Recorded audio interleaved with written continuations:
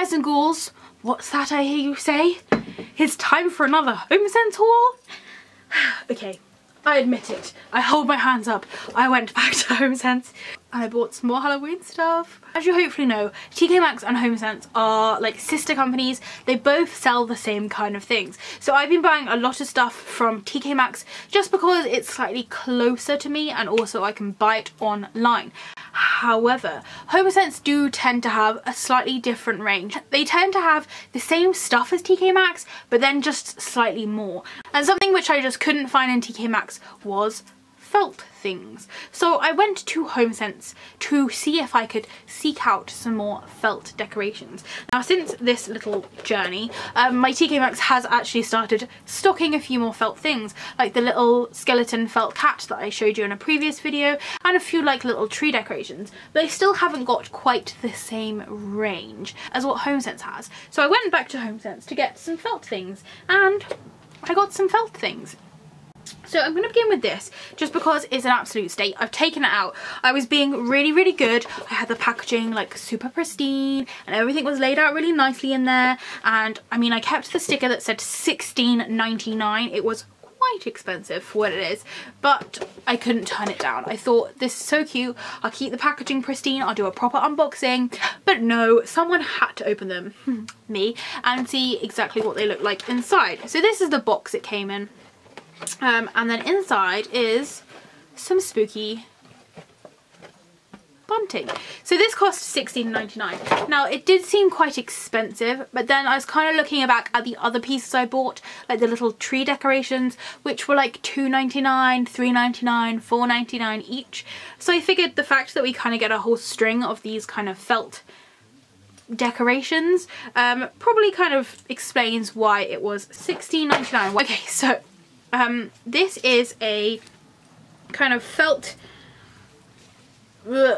thing, like a garland kind of a thing, and I have got quite a few garlands. I'm going to move you and show you. So up there you'll see I have some black felt cats. I then have quite a few pumpkin ones right at the top, although I think they may be slightly cut off, and then through the middle of them I have some hanging skeletons and also some little ghosts which I got from a spooky box club. Then I do also have little garlands above my door, garlands behind me. There's like a little bat one, more bat ones over there, some pumpkin ones over there. Nothing in that corner yet. So I do love my garlands, but you will quite quickly realise once you are a garland collector that there are only so many places you can hang a garland until you have nowhere else to hang the garlands. For example, right above my head I've got a pumpkin one and a bat one. So I've started like doubling and tripling and quadrupling them up. So I've got like a shorter one and then a slightly longer one. So this year I decided only to get nice looking garlands. I have, back in my baby pumpkin days, would just buy any garland I ever saw. If I saw a garland with like rubbishy looking pumpkins on, I was like, I will have it because I need it. But now that I'm becoming slightly more picky on my Halloween decorations, this year I decided to only get nice looking garlands. And I thought this kind of fell into the like expensive nice looking garland thing, and I thought it would fit in quite nicely with my collection. And also there's winking bats and they winked at me and my heart just couldn't not buy them. So this is a little bit of a mixture. There's loads of garlands on sale at the moment in Homesense, loads of different designs, but I particularly loved this one. So I'm going to start from the side and work across. You will see that the bat is a very frequent character, and the characters in between the bats are like one-offs. So first off we have this little bat. He's very simple, as you can see. His wings are made of like more of a flat felt, and then his body is needle felted. However, it feels like it has got polystyrene in the kind of middle of it. He's got little ears, little eyes and a wink and little fangs. Now the only thing I'm going to say now that I've opened them up and seen them is that the kind of features are all glued on rather than like needle felted on, so they aren't really the most stable. So you will notice that I think one of my bats is missing one of his fangs. So next up we have a vampire, which I assume may be the bat's husband.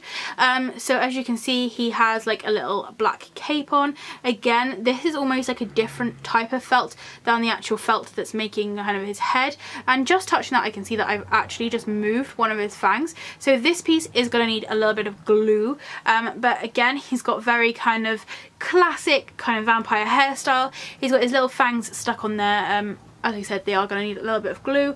His hands are little pom-poms, and he's got a little belt on, and his feet kind of come down into these little points. And then next up, as I mentioned, it's kind of one then another. We've got another bat, which again, same design, little winking with his two little fangs.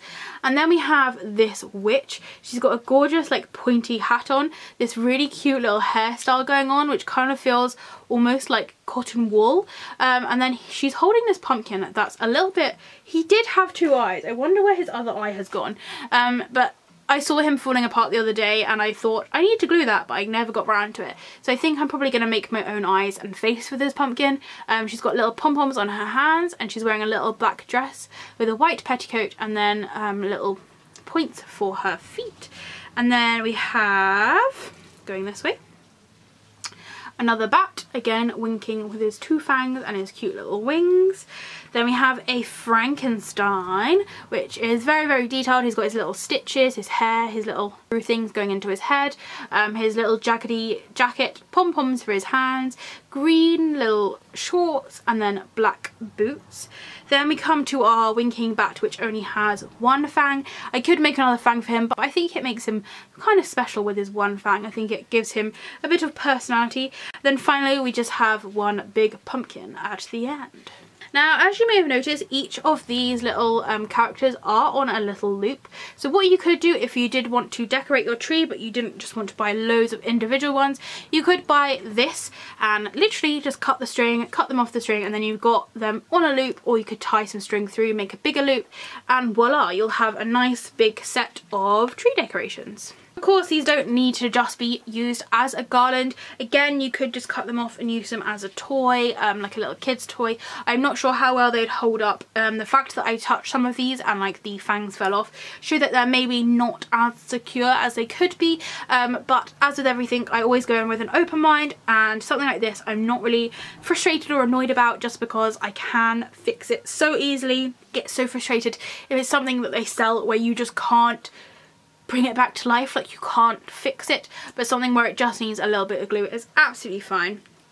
So as you can see, it is on this big long bit of string. It does have like a weird little like label kind of plastic tagged onto it, but it doesn't really give much information. But I would say that this is probably, if that's a meter, just over 2 meters, maybe going on 3 meters in length. So it's quite long, and I think it's going to look really cute when it's up. So just to give you an idea, it will hang kind of like this.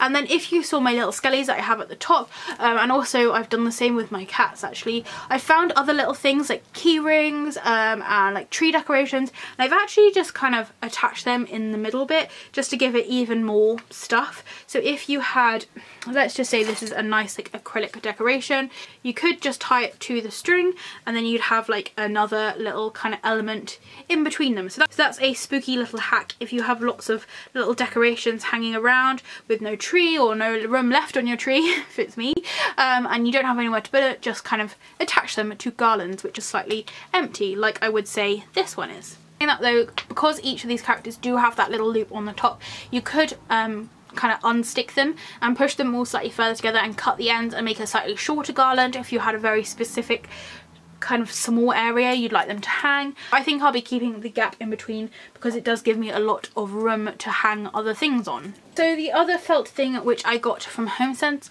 was this. This was such an impulse buy. I was walking to the like checkout with my one $16.99 garland, and I was thinking like, oh, I kind of want to get another item. I wanted to show you guys, but obviously making a video of just one garland probably would have been a bit of a waste of my time and your time, so I kind of wanted another thing, and then that kind of gave me an excuse to go back and do a bit more shopping.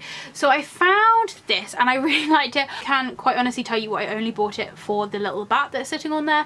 I didn't actually care too much for the pumpkins, but I thought the bat was so funny and so cute. If the bat had been by itself, I would have just bought him. But yeah, I got this for $5.99, so he wasn't too expensive, and I have just had him sitting in my pumpkin patch, and he looks right at home over there, so that's where he lives now. So again, it's one of these felt decorations. He is meant to look like he's needle felted, however, he is definitely full of polystyrene, and he has got stitching and things on him as well. So I'm not really sure how they're making this fake needle felt, but as an example, this is a needle felt that I made, and this is a shop bought one. As you can see, the one that I made is a little bit more felty, I guess. You use a wool to do it, and the thing is as well, if it's just pure wool, it is slightly squishy. Now the more you needle felt it, the harder it gets. So this cat that I needle felted is pretty much solid, like there isn't that much squish to him. So the more you needle felt, the more compact he gets and the harder it gets. But at the end of the day, it is going to kind of be this sort of squishy, almost like furry looking thing. So this is the one I made compared to the needle felting that they kind of have for sale. And if I put them side by side, you can see that theirs seems to be a lot neater. Definitely makes me think that maybe a machine does their needle felting, or maybe it's not even needle felted at all, it's just kind of like a material that looks like a needle felt, but I'm pretty sure that's the kind of design that they're going for. Either way, it still looks really nice and it's still like quite a nice quality. So we've got these two pumpkins, a bigger one and a smaller one. This one has been glued by the look of it to the top one. This one has a very strange like stalk. I definitely feel like it would have benefited from having maybe a green leaf or two, so I may make a couple of those. And then its actual kind of face is made out of like a felt, and it has been glued on. Now the weirdest part of this is this part. I am growing my own pumpkins, so I'm very aware that their kind of stalks or like the vines are very long and kind of crazy, but it's not often we get a pumpkin where its stalk is quite this long. But I think it's just kind of part of the design, and I still like it. I just think it's just slightly weird. It is bendable, so I could kind of make it grow up the wall, or I could make it grow over this pumpkin. Like, the options are rather endless with it, but it is just a very large stalk. So I'll take you into the face. This is what the face looks like. I definitely assume that they're meant to have like wonky smiles. Like, this smile is very wonky, but I assume it is meant to look like that. I feel like its nose should be slightly more wonky as well, so I may take that off and glue it into more of that position. But that is the little pumpkin, and then the big pumpkin has this face. I don't mind them. They're not my favourite pumpkins ever, but I still think they look quite cute. And then here is the long stalk with the bat on, which was the main reason I bought it. I don't know why, I just thought this was so funny and so cute, and the bat just sold me. I just needed him. So he's got a pink smile, his two white eyes, and then these two over exaggerated fangs. And then there is these like little black lines around the stalk, and I assume that these are something to do with the actual pumpkin itself. Maybe like the vines, like naturally when a pumpkin's vines grow, they get these tiny little curly things come off. I'm absolutely obsessed with the curly things, so I think this must be to do with those curly things. I'm not too sure. I don't really know how I feel about them. They're just kind of there. I don't know. But yeah, I got it because of this cute bat. I'm pretty sure I could have made this out of a pom-pom and some felt, but still, he looked at me in the shop and he asked me to take him home, and I did. I know what it is. I've worked out it's his feet. I think it's his feet that I find so cute, and his little legs. I don't know. He's just adorable. So as I said, this needle felty thing cost me $5.99, and does actually have a proper like label sewn in it as well. It does stand freely on its bottom. I'm not really sure where you would display this. I just have it in my pumpkin patch, just being a pumpkin basically. So those were the two kind of things which I bought in this needle felty style. I think that's all the kind of felty stuff I want. However, I did see a garland which had a cat and a hashtag Year of the Ghost on it, and I was very tempted by that one, but these little bats won me over with their cute little winking faces. And I was going to buy both, but since like I think they were both around the £16–17 mark, it seemed a little bit excessive to be paying like over £30 for two garlands. So I probably will be going back to Homesense very, very soon, as you imagined, but just to tide me over between trips, I will be checking the TK Maxx website daily to see if there are any new Halloween items I want on there for sale. So thank you very, very much for watching. If you do have any questions or comments, please leave them down below if it's sunny where you are. I hope you enjoy the shade, and I'll see you next time. Bye!